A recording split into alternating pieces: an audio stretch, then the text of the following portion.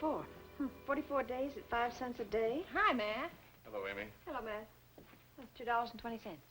Oh, for goodness sake, I could have bought the book for that. Almost. Well, you know how it happened.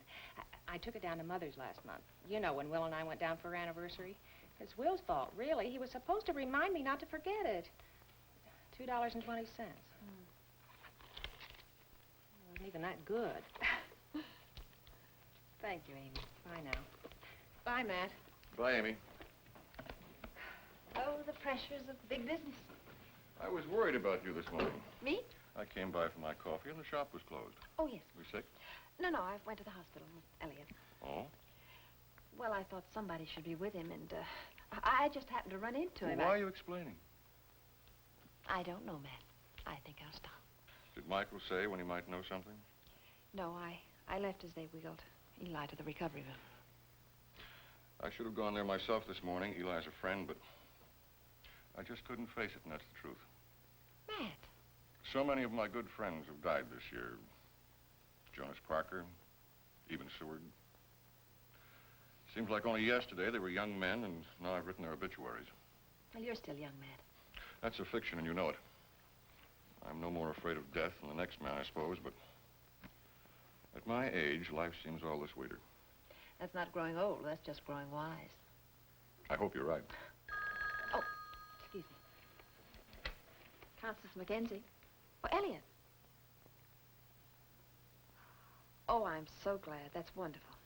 He came out of the anesthesia just a few minutes ago. I thought you'd want to know. Oh, I did.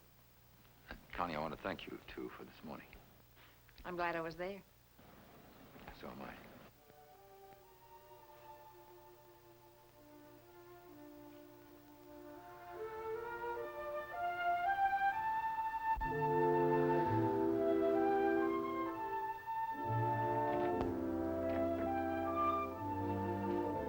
Thank you.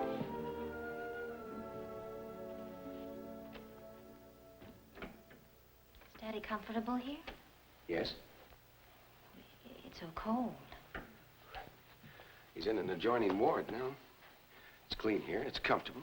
He's under the care of a good staff. Well, that's what counts, I suppose. Yes.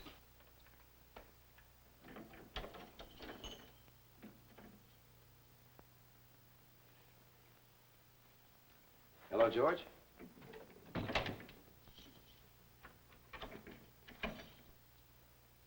Well, Mr. Anderson, let's sit down.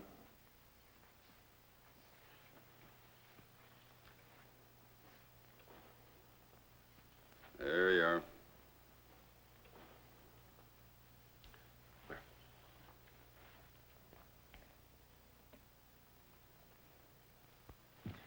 Well, George, Betty's here.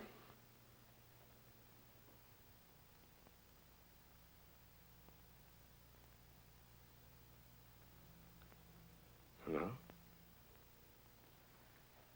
How are you, Daddy? Fine. I'm sorry I didn't come sooner.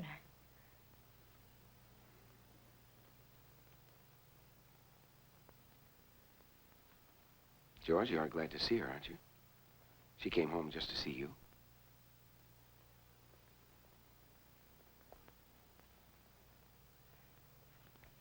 I'll visit you often, Daddy. You'll be well soon, I know that.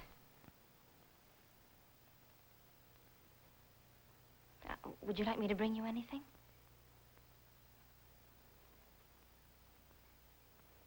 Cigarettes or candy? Candy?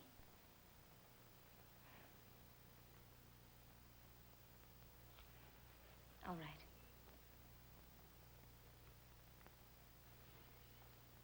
All right.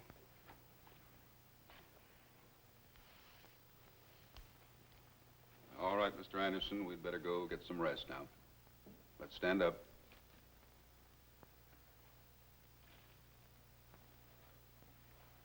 Daddy, I'll come soon again.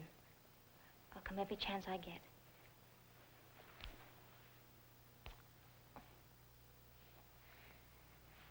Come on, Mr. Anderson.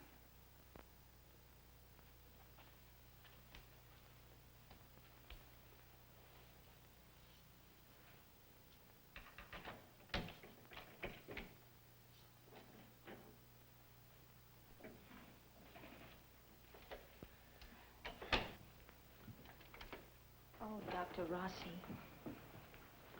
Well, it's hard, Betty. You did well. I don't even think he recognized me. I'm sure he did. He doesn't want to recognize anyone, but gradually he will. Well, how? What are they doing for him?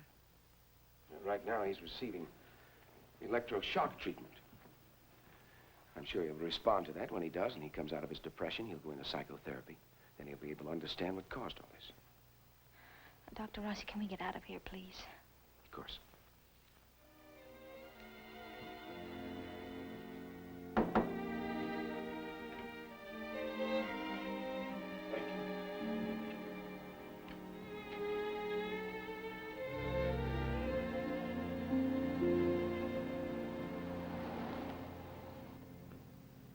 Can I ask you something?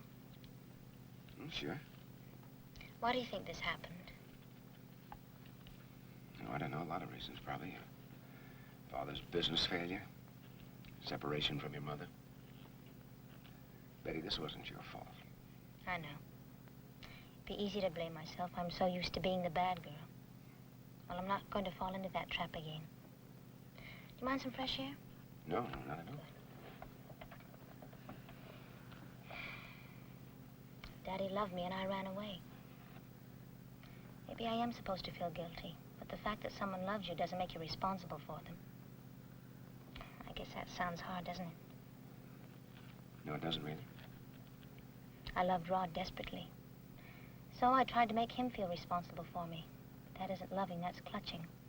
And you can't clutch at somebody else. You end up tripping and falling like Daddy did. It looks like your trip to New York wasn't a waste of time, was it? You know how my trip to New York ended? In an apartment house highway with a stranger and $50 in my hand.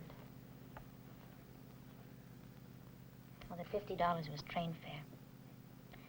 It was all a misunderstanding. Except that it wasn't a misunderstanding. I knew it wasn't any date for the junior prom, and I didn't run from it. I went. Why?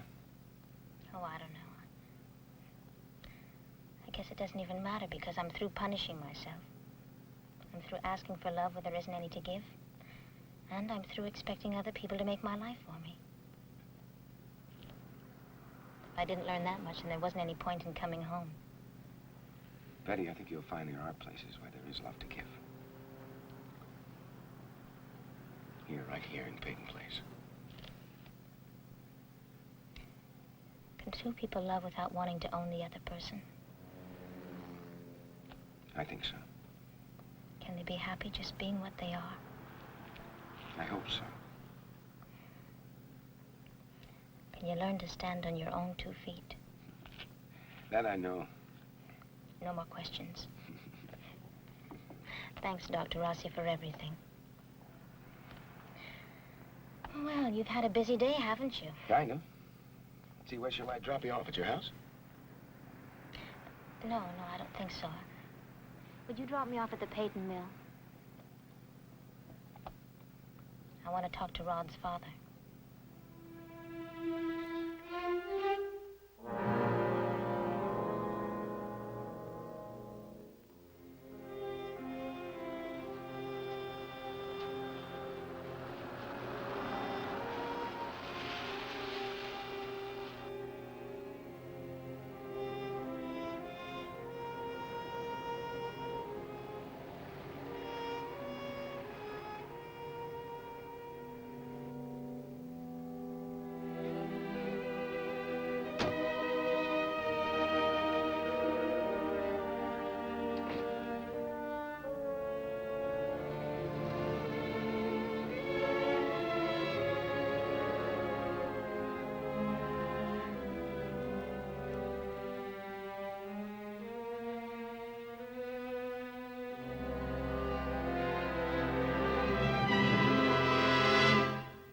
Preview from the continuing story of Peyton Place.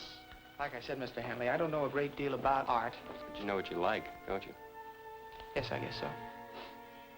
You made his decisions just as my father made many of mine. You're wrong, Betty. I never made decisions for my son. Then you can make them now. I know what I want, Mr. Harrington, and I also know you're the one I have to bargain with. You want to know if I feel the same after all these years? Yes. I know how I feel. I don't.